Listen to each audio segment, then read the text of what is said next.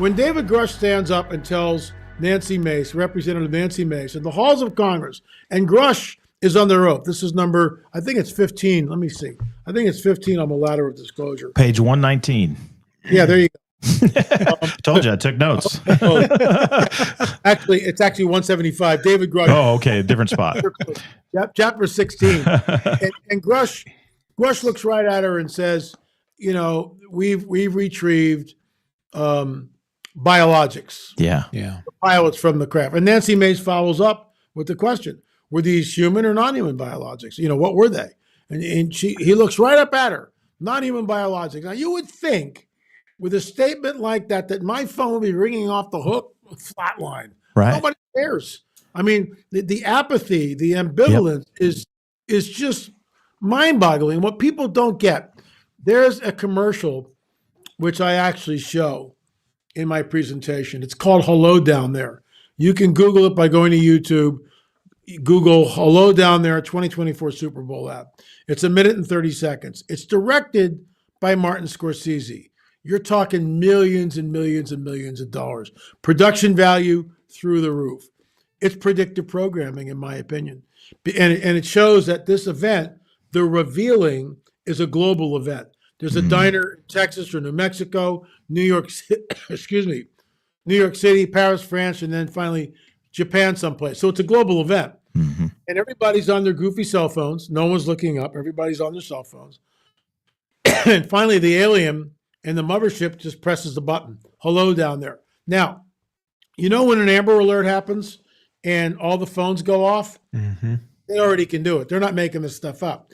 Everybody's phone globally, hello down there, and it's a group of grays are all waving. Everybody looks up. Above them are a mile-wide craft over all the cities of the world. That, my friend, is predictive programming. The last rung on the ladder of disclosure in the book, the 17th rung, the end game.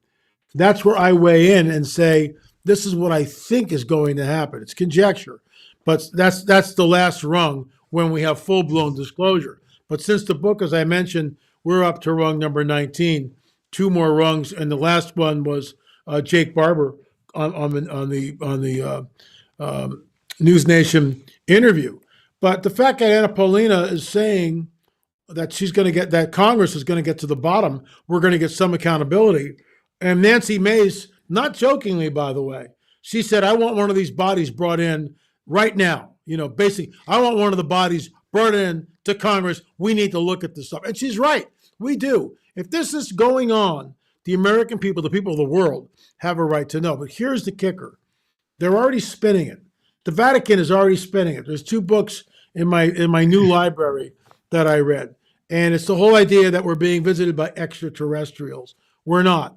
And I can't stress this enough.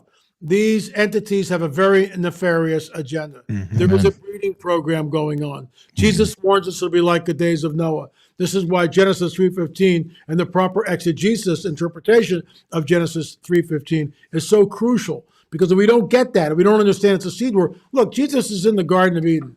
I must have said this, I don't know, 100 times, 200 times. I can't even keep track of it. But I say it all the time. So Adam and Eve are over here. They are terrified, by the way. Absolutely terrified. They know something has happened. They're not sure what, but they've sided with the dragon. Their entire DNA, I believe, has changed. Everything has changed. So you got Adam and Eve over here. You got the dragon over here. In the middle, you got the pre-incarnate Christ. That's who's talking. And he says to the dragon, he says to Satan, your seed, your offspring will be at war, at enmity with the offspring of the woman. The offspring of the woman, the proto-evangelion, the first promise, the prophecy in our Bible about the Messiah, will crush your head, you'll bruise his heel. And there it is. It's in black and white. Oh, no, angels can't reproduce, blah, blah, blah, blah, blah. Excuse me? Excuse me? Why don't you just take that up with Jesus in the garden? Yeah. Because he's saying the offspring of the fallen angels. 3 chapters later, fallen angels come down, the B'nai Elohim, and all that's been managed, right? It's all been managed. The sons of God. Well, who are the sons of God? They are the B'nai Elohim. They always refer to the angelic host. Always, always, always. Yeah. So what are we looking at here?